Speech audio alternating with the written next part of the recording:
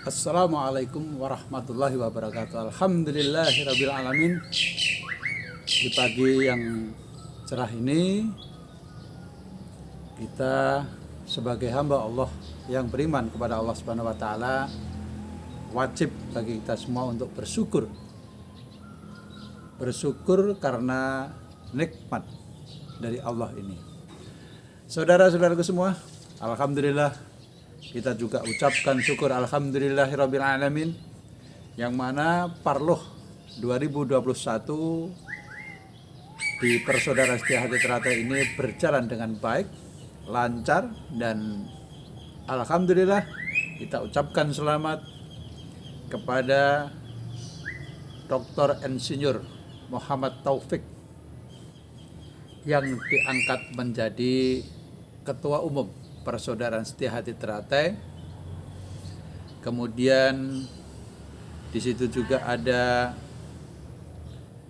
Kang Mas Wiono yang tadinya menjadi Ketua Majelis Luhur, yang sekarang menempati di bidang ajar.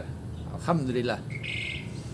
Kemudian juga Ketua Majelis Luhur Mas Edi, kita ucapkan selamat semua. Mudah-mudahan beliau-beliau para senior ini bisa menjalankan tugas sebaik-baiknya. Alhamdulillah, alhamdulillahirabbil alamin. Dulur, di samping itu kita akan sedikit membahas tentang liku-liku yang ada di PSHT ini. Sekarang ada muncul pendekar baru lagi, yang fenomena ini memang sangat luar biasa yang ada di PSHT ini.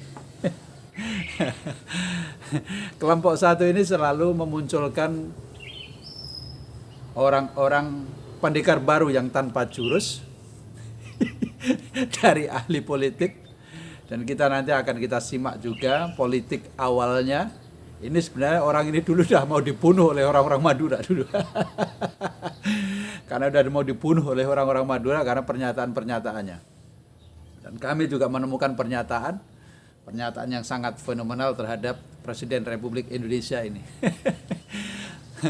Dan besar kemungkinan yang saat sekarang ini baru diangkat menjadi Dewan Penasehat, menjadi Dewan Pembina dari kelompok itu, maka dia juga bekerja sesuai dengan keahliannya, bekerja sesuai dengan kapasitasnya sebagai Dewan Pembina, sehingga sampai dilihat dari segi politik sebenarnya sangat merugikan.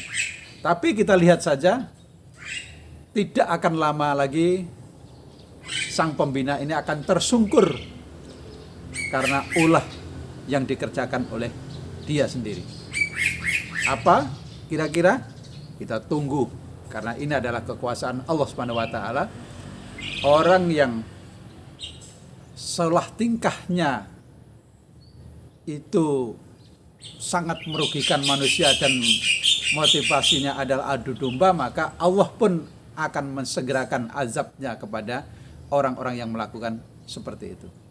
Kita tunggu nanti permainan selanjutnya dan apa yang terjadi terhadap Dewan Pembina ini. Dan sebenarnya di PSHT ini memang tidak berpolitik. Tapi bagi orang-orang di kelompok ini yang suka memanfaatkan orang-orang politik, ini pun akan segera hancur karena ulahnya. Jadi saya rasa para leluhur, para senior-senior kita di dalam membuat suatu aturan itu akan baik bila dilaksanakan, diteruskan oleh para pelanjutnya seperti kita ini. Tetapi bagi kita ini yang pada saat sekarang masih hidup kemudian menyalahi dari apa yang dipikirkan oleh para senior, maka akan tersungkur dengan sendirinya. Di sini adalah kekuasaan Allah Subhanahu wa taala, dan sebagaimana firman-firman-Nya yang sudah tercantum dalam Al-Qur'an sudah jelas sekali. Di situ siapapun yang berbuat maksiat di muka bumi ini, maka dia akan hancur tersendiri. Walau ana ahlul qura amanu wattaqo lapatahna alaihim barakati minas sama'i wal ardh walakin kadzabu fa aqadnahu bima kanu yaksibun. Kalaulah seandainya orang-orang manusia ini yang hidup di suatu negeri ini mereka bertakwa kepada Allah Subhanahu wa taala, maka Allah akan limpahkan rezeki, limpahkan barokah kepada manusia yang hidup di suatu negeri ini. Tetapi kebanyakan manusia, mereka adalah berkhianat, mereka adalah tidak mau menjalankan aturan-aturan Allah, mereka bermaksiat kepada Allah Subhanahu wa taala, mereka banyak orang yang ingkar terhadap janjinya dan sumpahnya. Maka orang yang seperti itu Allah hancurkan sehancur-hancurnya karena ulah mereka itu sendiri. Maka dari ulah-ulah mereka itu sendiri Allah akan menghancurkan karena maksiatnya. Maksiat di sini yang dimaksud adalah maksiat yang bertentangan dengan aturan-aturan Allah Subhanahu wa taala. Sedangkan kita sebagai manusia yang sudah bersumpah janji dan mengkhianati, itu hukumnya sama, berkhianat terhadap sumpahnya sendiri, otomatis bersumpah itu atas nama Allah Subhanahu wa taala, sehingga ketika ingkar terhadap sumpahnya sama dengan mengibuli, berbohong kepada Allah Subhanahu wa taala. Saudara-saudaraku semuanya, mari kita berpikir jernih. Di dalam kita kepemimpinan Kang Mas Dr. Ensur Muhammad Taufik ini, jangan sampai kita ini berkhianat.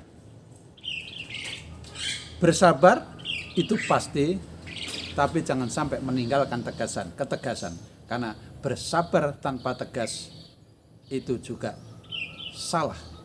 Maka kita harus bersabar, tapi tegas dalam prinsip adalah kewajiban.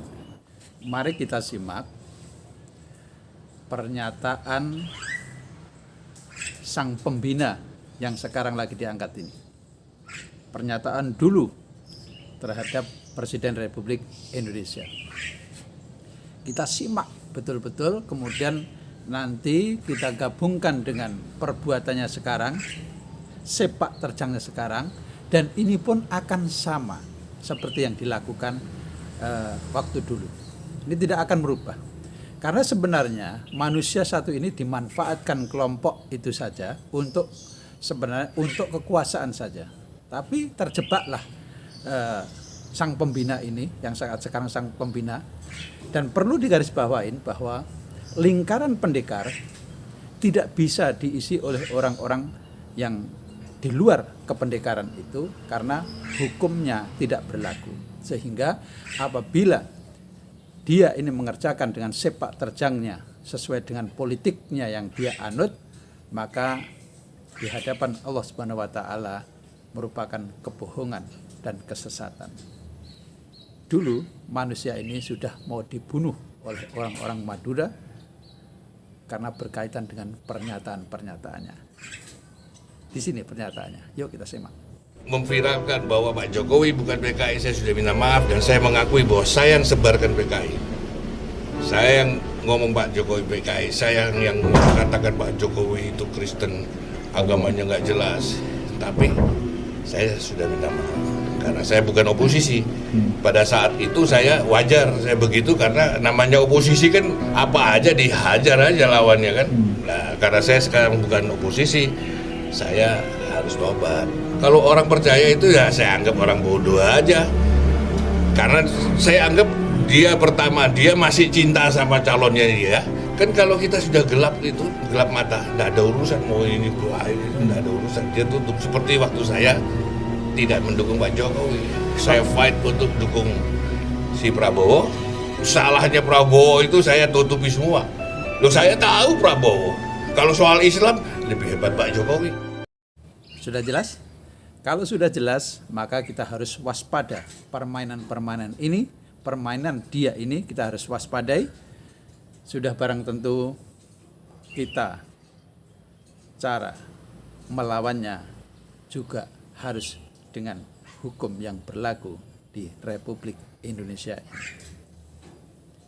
Mari kita tunggu berita yang berikutnya sepak terjang sang pembina ini.